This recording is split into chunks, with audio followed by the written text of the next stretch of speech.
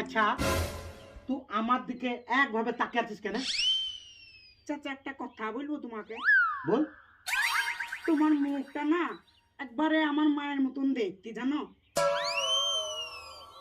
তোর গোষ্ঠী মারে। আমার মুখটা তোর মায়ের মতো না? আমি বেটি ছেলে? হ্যাঁ, আমি মেয়ে মানুষ।